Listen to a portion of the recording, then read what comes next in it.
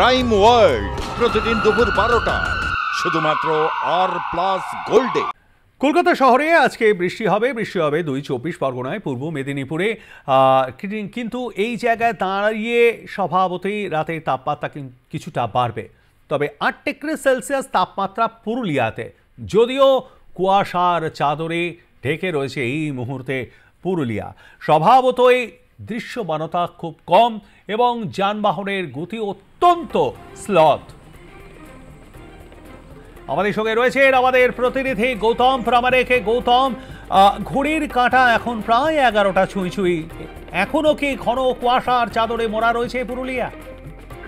প্রবিতা, সকালে যেমনটা ছিল প্রায় একই রয়েছে অবস্থা। এখন যেটা সড়ক এবং রেল চলাচলে কিন্তু খানিকটা সমস্যা হচ্ছে আমরা দেখেছি, এবং সাধারণ মানুষেরও জনজীবনে খানিকটা প্রভাব পড়েছে, এবং সাধারণ মানুষের যে কাজকর্ম সেখানে কিন্তু বাধা হয়ে দাঁড়াচ্ছে এই কুয়াশা। তবে আমরা দেখছি যেটা এই কুয়াশায় শীতটাও কিন্তু জাঁকিয়ে বসেছে, এবং শেষ মুহূর্তে শীত পুরুলিয়ায় কিন্তু এটা আমরা দেখেছি জনমানসে অবশ্যই প্রভাব পড়েছে। এর আগে কিন্তু শীত থাকলেও কুয়াশাচ্ছন্ন ছিল না, যেটা আজকে দেখা যাচ্ছে যে সকাল থেকে কিন্তু কুয়াশাচ্ছন্ন পুরুলিয়া জেলা জুড়ে একই চিত্র প্রায়। প্রবিতা, শীত সাধারণত উপভোগ করে মানুষ এভাবে, তার মানে পুরুলিয়াবাসী শীত উপভোগ ঠিক মতন করতে পারছে না, কারণ এই কুয়াশা মানেই একটা জলীয় বাষ্প, একটা স্যাঁতস্যাঁতে ভাব, রোদের দেখা নেই। স্বভাবতই তো সেই জায়গায় দাঁড়িয়ে পিকনিক স্পটগুলিতেও মানুষের ঢল নেই।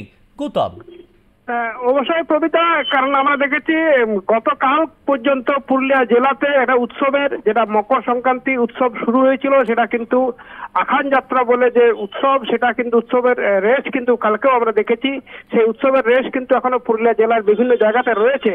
তার মধ্যে এই শীতের মধ্যে উপভোগ এবং চড়ুই ভাতি, সেটা কিন্তু আজকে সেভাবে লক্ষ্য করা যাচ্ছে না, কারণ যেটা আবহাওয়া সেটা কিন্তু অনুকূল নয়, এবং স্বাভাবিকভাবেই ঝুঁকি নিয়ে কোন প্রকৃতি ভ্রমণ কেন্দ্রে বা চড়ুই ভাতির মজা কিন্তু নেওয়ার জন্য সাধারণ মানুষকে দেখা যাচ্ছে না। তবে যেটা উল্লেখ করার বিষয়, কিছু কিছু পর্যটক রয়েছে প্রকৃতি ভ্রমণ কেন্দ্রগুলোতে, সেটা কিন্তু হাতে গোনা। যে ঢল নেমেছিল শীতের মুহূর্তে, সেটা কিন্তু আজকে কিন্তু সেভাবে লক্ষ্য করা যাচ্ছে না প্রকৃতি ভ্রমণ কেন্দ্র বা পর্যটন কেন্দ্রগুলোতে। অযোধ্যা পাহাড় থেকে শুরু করে পাঞ্চেত ড্যাম, বিভিন্ন জলাশয় এবং জলাধারগুলিতে। ধন্যবাদ আমাদের সঙ্গে থাকবার জন্য গৌতম। কথা বলছিলাম আমাদের পুরুলিয়া জেলা প্রতিনিধি গৌতম প্রামাণিকের সঙ্গে। পুরুলিয়ার পাশাপাশি বাঁকুড়া ছবিটাও কিন্তু কম বেশি প্রায় একই। সেখানেও শীতে জবুথবু বাঁকুড়াবাসী, এবং তার পাশাপাশি পুরুলিয়ার মতন সেখানেও রয়েছে ঘন কুয়াশা। তবে সকাল হতে শীতের চেনা যে ছবি, অর্থাৎ একটি আগুন জ্বালিয়ে তার পাশে গোল হয়ে ঘিরে বসে গল্প কিংবা চা খাওয়া, সেই ছবিটা কিন্তু বাঁকুড়াতেও রয়েছে। আমাদের সঙ্গে রয়েছেন আমাদের বাঁকুড়া জেলা প্রতিনিধি মিলন কর্মকার। মিলন, এখনো কি কুয়াশা চাদরে মোড়া বাঁকুড়া? একবারে ঠিক কথাই কবিরদা, এখনো পর্যন্ত কুয়াশার চাদরে মোড়া, এবং বিভিন্ন জায়গায় মোড়ে মোড়ে বা পাড়ায় পাড়ায় একটা ঠেক জমা হয়েছে। কিসের জন্য না, কাঠকুচি দিয়ে ঘুঁটে দিয়ে আগুন জ্বালিয়ে একসাথে মানুষ একেবারে শীত বস্ত্র পরে যুবত হয়ে সেখানে হাতে আগুন সেকছে। যদিও শরীরটা কিছুটা গরম করে নেওয়া যায়, কিন্তু আগুনদের থেকে সরে গেলেই আবার সেই ঠান্ডা তাদের উপভোগ করতে হচ্ছে, এবং ঠান্ডায় যুবতবু বাড়ির থেকে বহু মানুষ বেরোনে, যা অফিস আদালত যেহেতু খোলা আছে, সেখানে সরকারি ছুটি নেই, তাহলে অফিস আদালত যেতেই হচ্ছে। তাছাড়াও আজকের দিনে আমি বেরিয়ে দেখেছি যে রাস্তায় ঘাটে মানুষের সংখ্যা খুব কম, অল্প বিস্তার রয়েছে, এবং বাঁকুড়ার যে পর্যটন কেন্দ্রগুলি রয়েছে সেখানেও কিন্তু পর্যটকের ঢল সেভাবে নেই, কারণ অফিস আদালত খোলা রয়েছে। তাছাড়াও যে কুয়াশার ফলে যে বিভিন্ন যারা চালক রয়েছে, যানবাহন যারা চালায়, তাদের সঙ্গে কথাবার্তা বলে জানতে পেরেছি যে তাদের যে সময়, সেটার থেকে অনেক বেশি সময় লাগছে, কারণ কুয়াশাতে তারা গাড়ি জোরে চালাতে পারছে না, এবং দৃশ্যমানতা কমে গেছে। আর বাঁকুড়া জেলা চারিদিকে নদী নালা পুকুরে ভর্তি, সেই জন্য মূলত সেখান থেকে জলীয় বাষ্প উঠছে। আর নদীর ধারপাশে যে ব্রিজগুলি রয়েছে সেগুলির থেকে গাড়ি যান চলাচল করতে গেলে একেবারে অন্ধকারচ্ছন্ন নেমে আসছে। সাধারণ মানুষের প্রচন্ড কষ্ট হচ্ছে, কিন্তু দিন আনে দিন খায়, যারা দিন মজুরের কাজ করে, রাজমিস্ত্রির সঙ্গে জোগাড়ের কাজ করে, তারাও কিন্তু আজকে প্রায় অধিকাংশ জায়গাতেই দেখা যাচ্ছে কাজ বন্ধ রেখেছে, কারণ এই জল ছোঁয়া যাচ্ছে না কোনোভাবেই। কারণ জল এত কনকনে হয়ে গেছে যে হাতে দিলেই যেন মনে হচ্ছে কারেন্টের মতন ছ্যাঁকা লাগছে। তাই কবিতা একটা কথা দেখা যাচ্ছে যে কুয়াশাচ্ছন্ন বাঁকুড়া জেলা যেন জুবুথুবু হয়ে রয়েছে। একদমই তাই।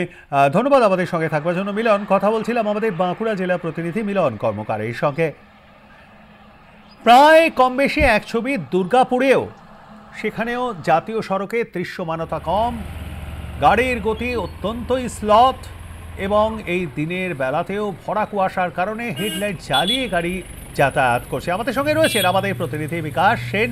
বিকাশ, ঘড়ির কাঁটা এখন 11টা ছুঁই, এখনও কি এই কুয়াশার চাদরে মোড়া দুর্গাপুর?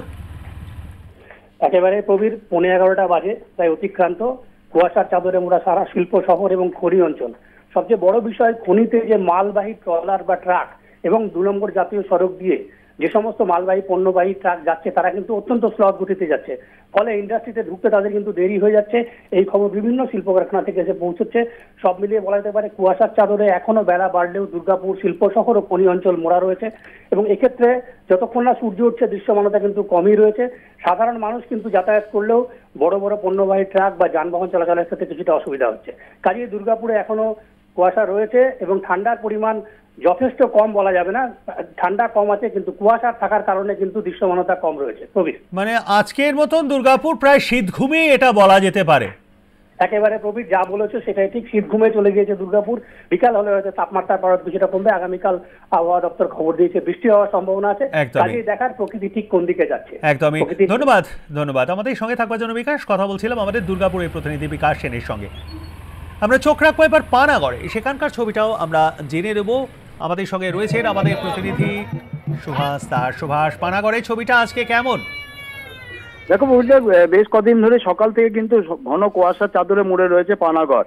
অতএব সকাল কটা বাজে বেলা জানা কিন্তু একটা অসম্ভব হয়ে দাঁড়াচ্ছে, কারণ এতটাই কুয়াশা হয়ে রয়েছে। রাস্তাঘাটে কিন্তু সেরকম মানুষ দেখা যাচ্ছে না। যে সকল গাড়িগুলো চলছে তারা লাইট জ্বালিয়ে খুবই ধীমি গতিতে চলছে। যদিও এখনো পর্যন্ত কোনো ঘটনা ঘটেনি, তবে কিন্তু ট্রাফিক প্রশাসন যেটা রয়েছে তারা বলেছেন তারা তৎপর রয়েছে যাতে গাড়ি কোনো রকম সমস্যা বা কেউ দুর্ঘটনার কবলে না পড়ে, তার জন্য কিন্তু তারা সজাগ রয়েছে। অতএব সকাল থেকে কিন্তু বেশ কদিন ধরে ঘন কুয়াশার চাদরে মুড়ে রয়েছে পানাগড়।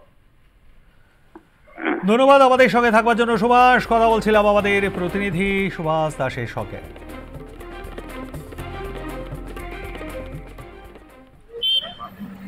আপনারা এই মুহূর্তে যে ছবিটি দেখছেন সেটি নদিয়া জেলার ছবি। সেখানেও কম বেশি ছবিটা এক, কুয়াশা কোথাও ঘন কোথাও বা একটু কম, কিন্তু কুয়াশার চাদরে মোড়া। আজকে আমরা যে সমস্ত জেলাগুলি এই মুহূর্তে দেখলাম, বাঁকুড়া, পুরুলিয়া, দুর্গাপুর, পানাগড়, এই মুহূর্তে নদিয়ার ছবিটাও তাই। পাশাপাশি আপনারা দেখছেন খেজুর রস পেরে সেই খেজুর রস থেকে গুড় তৈরির কাজ চলছে। রয়েছেন আমাদের প্রতিনিধি বিশ্বজিৎ দেবনাথ। বিশ্বজিৎ, এখনও কি এই নদিয়া জেলার সামগ্রিক ছবিটা এই একই রকম, অর্থাৎ ঘন কুয়াশার চাদরে মোড়া? দেখো পবিত্রা, সকাল থেকে ঘন কুয়াশার জেরে নদিয়া জেলায় বিভিন্ন জায়গায় জাতীয় সড়কে যেরকম ধীর গতিতে গাড়ি চলছে, ওইদিকে ট্রেন রেল লাইনে যেটা হচ্ছে ট্রেন পরিষেবা রানাঘাট, কৃষ্ণনগর, গেদে ও শান্তিপুর, বিভিন্ন ট্রেন প্রায় 8 ঘন্টা 40 মিনিট লেটে চলছে। এরকম কেন এই পরিমাণে ঘন কুয়াশার জেরে প্রায় রাস্তায় মানুষ যেতে পারছেন না। এত কুয়াশা, প্রায় 10 থেকে 11 ডিগ্রি তাপমাত্রা ছুঁই নদিয়া জেলায়। এটা ওইদিকে করিমপুর বলো, ওইদিকে কৃষ্ণনগর, তিহট্ট, বিভিন্ন জায়গায় একদম ঘন কুয়াশার জেরে বিভিন্ন জায়গায় যেরকম দেখা যাচ্ছে স্কুল পড়ুয়ারা যখন স্কুল যাচ্ছেন তারা একদম শীতের পোশাক পরে তারা একদম ঘন কুয়াশা করে কনকনে ঠান্ডার মধ্যে তারা স্কুলে যাচ্ছেন। অফিস যাত্রীরা যারা ট্রেন ধরছেন তারা প্রায় 8 ঘন্টা 40 মিনিট ট্রেন লেটে চলছে, এরকমই জানা গেছে। অভিজ্ঞতা, ধন্যবাদ আমাদের সঙ্গে থাকবার জন্য বিশ্বজিৎ। কথা বলছিলাম আমাদের নদিয়া জেলা প্রতিনিধি বিশ্বজিৎ দেবনাথের সঙ্গে।